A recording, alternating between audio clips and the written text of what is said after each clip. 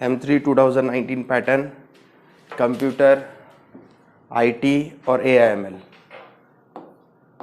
तीनों ब्रांचेस के लिए सेम पेपर पैटर्न है। यूनिट 1 जो है उसके ऊपर बेस्ड क्वेश्चन नंबर 1 जिसका ऑप्शन में रहेगा क्वेश्चन नंबर 2, यूनिट 2 जिसके ऊपर क्वेश्चन नंबर 3 उसके ऑप्शन में रहेगा क्वेश्चन नंबर 4। ओके, आप क्वेश्चन नंबर 1 अगर अटेंड कर रहे हो तो क्वेश्चन नंबर 1 में 2 पार्ट्स आएंगे, A एंड B। ए में सॉल्व एनी टू, इसमें बच्चों शॉर्टकट मेथड आएगा, वेरिएशन ऑफ पैरामीटर आएगा, काउचीज होमोजेनियस डिफरेंशियल मेथड आएगा। तो मेरा सजेशन ये रहेगा बच्चों को कि आप वेरिएशन ऑफ पैरामीटर और Cauchy's homogeneous differential equation perfect prepare कीजिए, उसमें कम से कम मार्क्स जाने की संभावना होती है। शॉर्टकट मेथड में क्या होता है, आप जो है स्टेप वन क्या करते हो, यू फाइंड डी के रूट्स, ऑक्सिलरी इक्वेशन, फिर क्या कॉम्प्लीमेंट्री फंक्शन, फिर उसके बाद में पर्टिकुलर इंटीग्रल में बहुत सारे बच्चे अटक जाते हैं जिनको प्रैक्टिस नहीं होती। तो आप अगर प्रिपेयर किए हो तो शॉर्टकट मेथड में मैं बता दूं, e⁻x × v वो टाइप प्रेफरेबली पूछा जाता है, उसके जैसे सम e⁻x × v वो टाइप के सम आ जाते हैं। शॉर्टकट मेथड नंबर 4 और 5 उसका कॉम्बिनेशन में आएगा शॉर्टकट मेथड। लेकिन वेरिएशन ऑफ पैरामीटर और काउचीज जो मैंने क्लास में सीखा है वो परफेक्ट करके जाओ, आपको प्रॉब्लम आएगा नहीं, 10 में से 10 मार्क्स आ जाएंगे। उसके बाद में यहाँ पे symmetrical simultaneous differential equation, method of grouping, ठीक है, जो दो टाइप्स मैंने सिखाया है वो कवर कर लेना, हो जाएगा। फिर क्वेश्चन नंबर 2 में सेम ऊपर आएगा शॉर्टकट मेथड या जनरल मेथड का सम हो सकता है, यहाँ पे नीचे वेरिएशन ऑफ पैरामीटर, लेजेंडर्स। जिनका परफेक्ट प्रिपरेशन हुआ नहीं वो जो है स्टेप्स तो भी लिख के आते हैं, जैसे शॉर्टकट मेथड की पहली स्टेप आप क्या करोगे, ऑक्सिलरी इक्वेशन इज, फिर कॉम्प्लीमेंट्री फंक्शन इज, फिर particular integral is, general solution CA+PI, ऐसे स्टेप्स तो भी लिख के आते हैं, स्टेप्स को मार्क्स है। फिर वेरिएशन ऑफ पैरामीटर को भी स्टेप्स आपको याद होने चाहिए, लेजेंडर्स मेथड में या काउचीज मेथड में जो सब्स्टिट्यूशन है वो याद होने चाहिए। मेरा सजेशन ये रहेगा, ये थोड़ा आसान रहता है, VOP और काउचीज, VOP और लेजेंडर्स वो अटेंड करो, बाकी आपके कन्वीनियंस के हिसाब से आप कर सकते हो।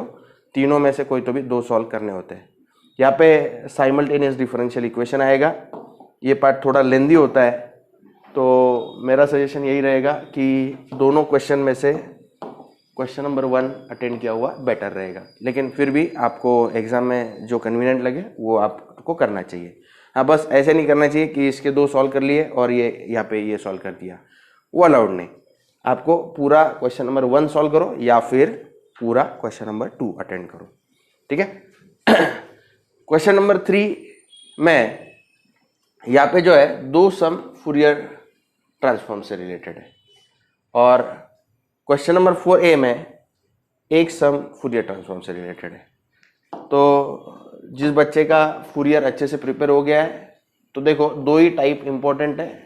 टाइप 1 पहले इसमें आएगा, फूरियर कोसाइन इंटीग्रल रिप्रेजेंटेशन, जो टाइप 1 के सम्स मैंने पढ़ा है, जिस अंदाज में हमने प्रैक्टिस की है वो डबल टिबल प्रैक्टिस करना, वही सम्स प्रैक्टिस करना।